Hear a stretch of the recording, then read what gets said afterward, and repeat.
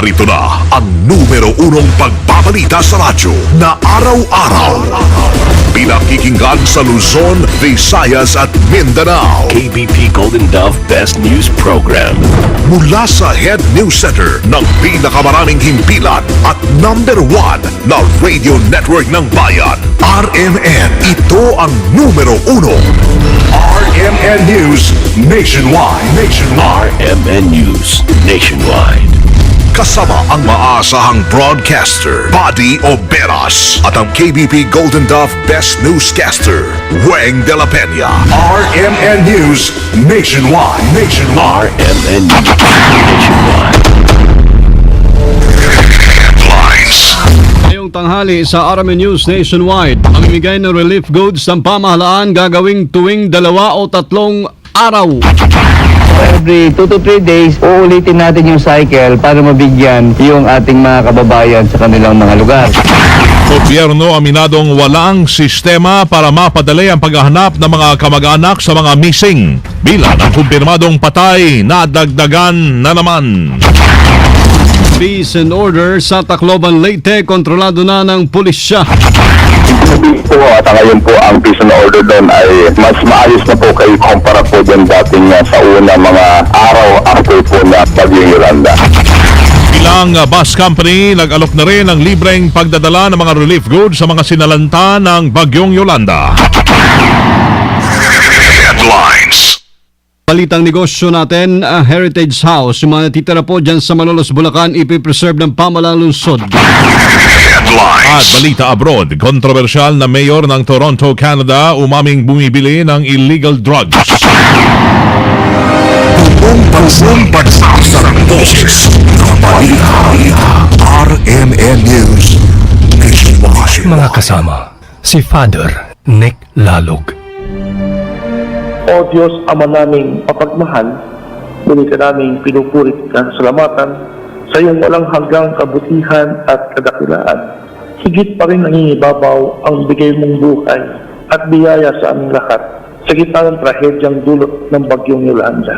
Ngunit batidin po ninyo, Panginoon, na hindi namin maiwasang maiyak at manlumo araw-araw habang parami ng parami ang bumabantad sa aming mga kwento at larawan ng kasawian at kamatayan.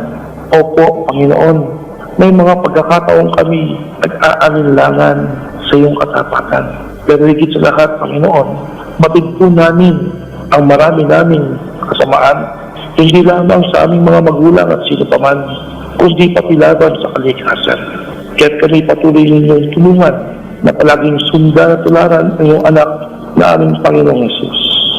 Sa katunayan, bago pa man dumating ang mga pagsubok na ito, naroon na si Jesus na naunang nagpakasakit at namatay sa krus para sa amin. Dagdagan po ninyo ang aming lakas at tapang upang huwag kalikuran ang aming mga kalbaging pasal sapagkat walang ibang paraan tungo sa makabuluhang pagbabago kundi sa daan ng krus.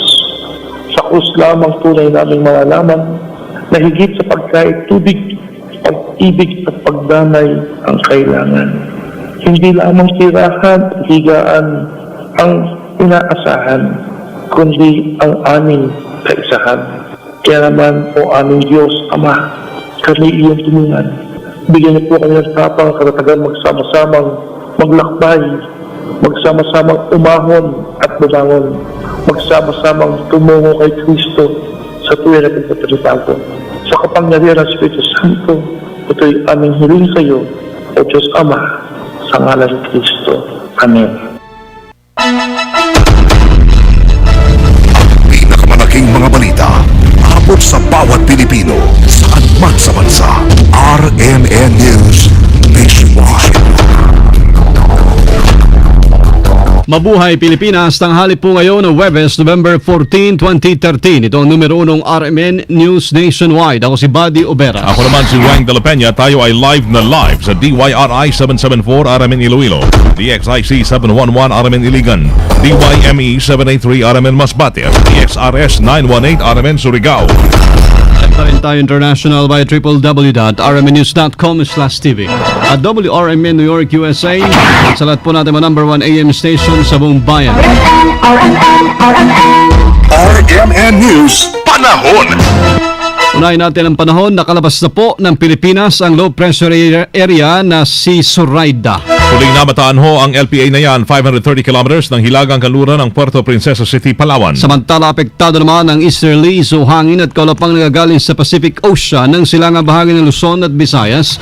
Sama na po ang mga dinaanan ng Super Typhoon Yolanda. Maliban ho sa mga ito, magkakaroon din ng makulimlim na panahon sa Cagayan Valley, Bicol at Aurora.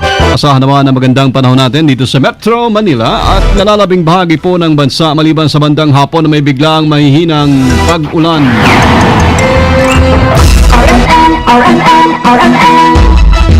Mga kasama, maaari pong tumagal ng 2 hanggang 3 araw ang ibibigay na relief goods ng gobyerno sa mga Yolanda survivors. Sa ambush interview kay National Disaster Risk Reduction Management Council Executive Director Eduardo Del Rosario, sinabi niya na tuwing 2 na o 3 araw sila mamimigay ng relief goods para bigyan ng lahat na manasalanta ng bagyo.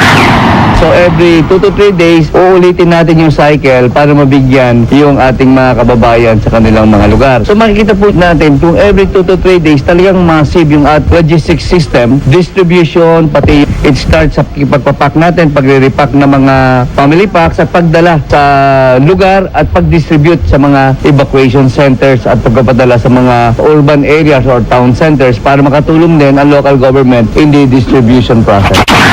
Iniyakti ni Del Rosario na hanggat nangangailangan po ang mga residente sa mga nasalantang lugar ay pipilitin nilang mapabutan ito ng tulong. Ayon pa kay Del Rosario, pinag-aaralan pa rin nila kung magdadagdag pa sila ng puwersa sa ground dahil masyado ng maraming pinadadalang military forces doon na iba't ibang bansa. Anya, panibagong problema rin kasi ngayon kapag masyado ng maraming military aid doon dahil na rin daw anya sa kakulangan din ng pagkain at kawalan po ng malinis na tubig.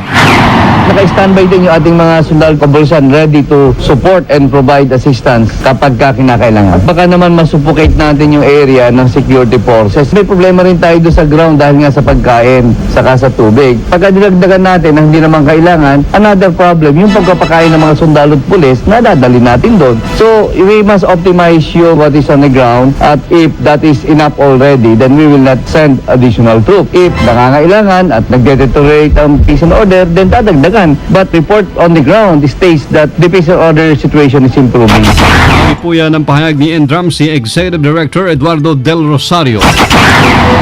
Inamin ho mismo ng gobyerno na walang umiiral na sistema para matulungan ang mga naghahanap po ng mga nawawala nilang mahal sa buhay na sinalanta ng bagyong Yolanda. Ayon kay DILG Secretary Marojas, nasa ika-6 na araw na sila ng pamimigay ng relief goods. Pero hindi pa rin nila alam ang buong sitwasyon sa mga lugar na tinamaan ng malakas na bagyo. Aminado rin si Rojas na limitado ang kakayahan ng gobyerno para mapabilis ang ginagawang relief efforts sa mga biktima. Pero sa kabila ho niyan ay hindi naman tumitigil ang gobyerno sa paghatid ng tulong sa mga apektadong lugar. Una rito umakyat na sa 2,357, 2,357 ang bilang ng mga namatay. Habang nasa 77 pa ang patuloy na nawawala.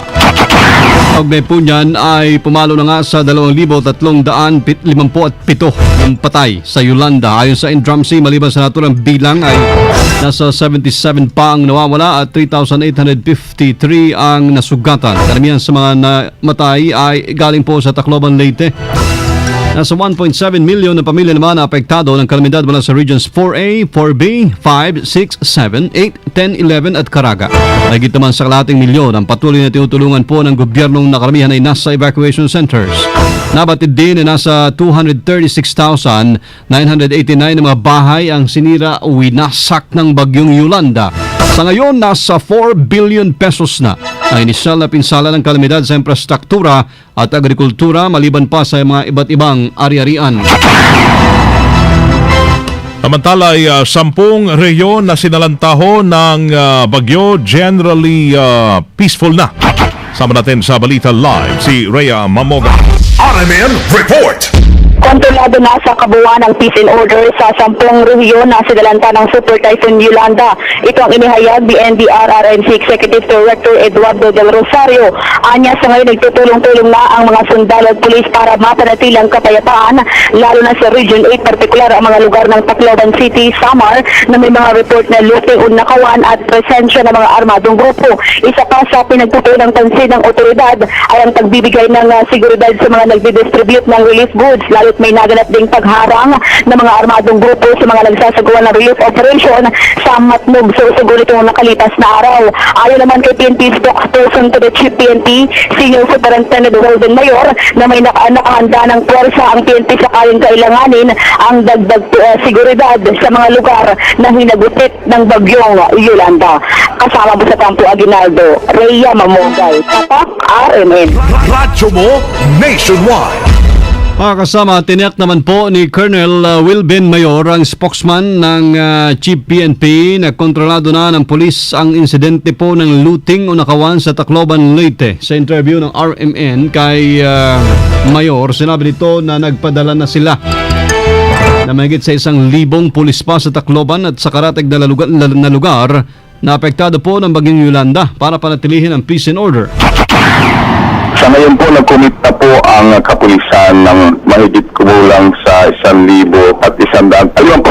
na tao doon po sa mga affected areas. Ito po ay nakadistribute sa Tacloban, Ormoc, Capiz, Eastern Samar. Maliban po dito sa mga crime prevention natin doon para ma-prevent yung mga looting pa po, ay ang kapulisan po ay nagbibigay din ng security sa mga relief operations na ginagawa ng mga ahensya ng gobyerno, pati na rin din po sa mga volunteers po na gustong tumulong doon sa ating mga kababayan na affected po ng bagyong Yolanda.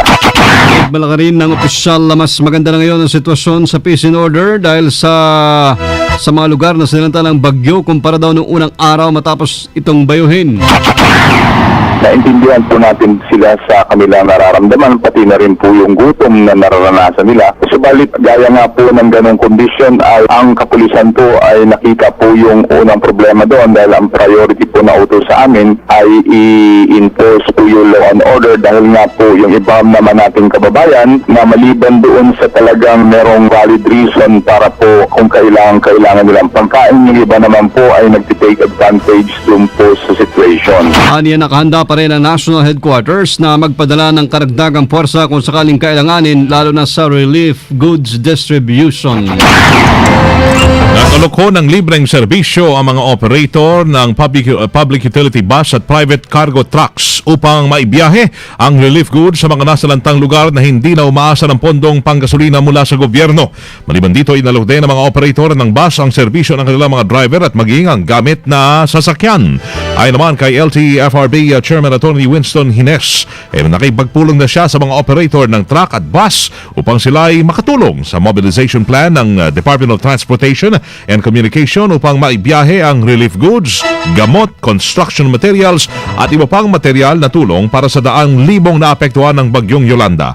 Kabilang ho sa nag-alok ng tulong ay ang mga miyembro ng Philippine Bus Operators Association of the Philippines, ang DLTB, Piltranco, Genesis, Titan Bus, Suntrans, Cerex at ang Metrobus. Donasyon na hawak po ng DFA mula sa international community, nasa 3.8 billion pesos na. Kasama natin sa Balita Live, Joyce Adra. RMN Report. Umaabot na sa 3.8 billion pesos ang donasyon na hawak ng Department of Foreign Affairs para sa mga hinagupit ng bagyo sa Visayas. Ang naturang halaga ay mula sa 36 na international donors. Ayon sa DFA, bukod pa sa naturang halaga ang in-kind donations na nakatakdang i-turnover sa DFA ng international community. Nilinaw naman ng DFA na agad nilang ibinibigay sa mga kinaukulang ahensya ng pamahalaan ng mga donasyon na kanilang natatanggap. Ayon sa DFA, ang mga donasyon naman mula sa Vatican ay direktang idinadaan sa mga simbahan sa bansa. Ilan din nila sa mga international donors ay direktang pinamamahagi sa mga nasalanta ng bagyo ang kanilang mga donasyon. Kasama mo sa DFA, Joyce Adra, Tatak RMN. Radyo mo nationwide. RMN Nationwide Report. Relief operation sa Aklan nagpapatuloy pero marami pa rin ang nagugutom. Kasama natin sa Balita Live si Dante Torquato ng RMN Kalibo. RMN Report. Nagpapatuloy pa rin ang isinasagawang relief operation dito sa probinsya ng Aklan sa mga nasalanta ng bagyong Yolanda. Noong hanggang Biyernes, galing sa iba't ibang ahensya na nagpapadala ng kanilang tulong. Pero patuloy pa rin ang panawagan ng mga residente sa mga gustong tumulong at magbigay ng kanilang tulong dahil ang iba ay hindi pa nakakatikim ng mga relief goods at hindi pa rin naaabutan na sa ang kanilang lugar. Sa ganitong sitwasyon, ang iba ay nakakaranas na rin ng gutom. Tuloy-tuloy naman ang pagsisikap ng lokal na pamahalaan ng Aklan para sa ang lahat ng mga apektado ay matulungan. Meron pa rin kasi mga opisyal na kahit ganito ng dinanas sa probinsya ng Aklan ay pinahihirap pa rin ang pamumulitika sa pamimigay ng tulong. Sa ngayon po, sa pinakaulihing tala ng PDRRMC ay umabot na sa 12 ang patay dito sa probinsya ng Aklan at mahigit 371 million na ang halaga ng mga nasirang pananim, infrastruktura, lifelines at public utilities. Sa supply naman ng kuryente, abutin pa ng 2 hanggang 3 buwan bago na magkailaw ang buong probinsya ng Aklan dahil sa maraming poste at linya ng Akelco ang nasira. Pero sinisikap ngayon mga taga-Akelco na sa Lunes ay may lawan ang buong Kalibo. Partikular na hospital, kapitolyo, munisipyo at iba pang mga importanteng public establishmento dito sa bayan ng Kalibo na nakakaranas pa rin ng rotational brownout. Balik naman sa normal ang operation ng Kalibo International Airport at Katikan Jetty Port sa kayon pati ng mga resort sa isla ng Boracay. Kasama mo sa RMN Kalibo, Dante Ecuador, Tatak, RMN. Radyo mo, Nationwide News, Negosyo. Mga kasama, gusto pong i-preserve ng pamalalusod ng Malolos, Bulacan ang mga natitirang heritage houses sa Barangay Santo Niño. Ayon kay City Arts, Culture, Tourism and Sports Office Head Armand Santa Ana, dahil daho sa taglay na historical value ng mga nasabing bahay kung kaya't gusto nilang i-preserve. Dapat naging tanggapan ng gobyerno noong 1898 ang ilan sa mga nabanggit pang bahay dahil na rin sa potensyal nito maging tourist spot sa Bulacan. Sakali matuloy ang pagre-restore, gagastos na malaking halaga ang pamahalang lungsod ng Malolos para mapanumbalik ang dati nitong ganda. RMN News Abroad. Inamin ho mismo ng kontrobersyal na mayor ng Toronto, Canada na si Rob Ford na bumibili ito ng iligal na droga para masuportahan ang kanyang bisyo sa nakalipas na 2 taon. Sa report ay buong tapang na sinabi ni Ford na gumagamit siya ng cocaine at umiinom ng alak habang nasa opisina siya. Pero sa kabila ng kaliwat kanang kontrobersiyang kinakaharap nito, ay nagmapatigas pa rin si Ford na manatili sa kanyang pwesto. Nabatid na isa sa isinagawang botohan ng City Council, lumalabas na 41 ang pabor na mag-leave si Ford sa kanyang trabaho habang 2 naman ang hindi pumabor dito.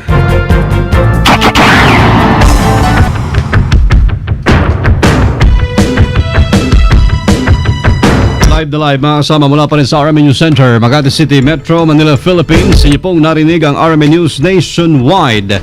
Ngayong tanghali ito ng Huwebes, November 14, 2013. Panoorin ang naging pagbabalita namin ngayong alas 12 ng tanghali sa YouTube. I-type lamang ang RMN News Nationwide. Thank you, Lord. Muli po tayo nagkasama-sama.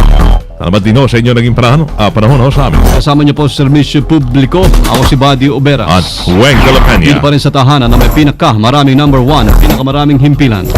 RMN. Radyo mo Nationwide. Ang pinakamalaking mga balita abot sa bawat Pilipino saan man sa bansa. RMN News Nationwide. At alas 12:19. Lunchtime na! O, ano gusto mo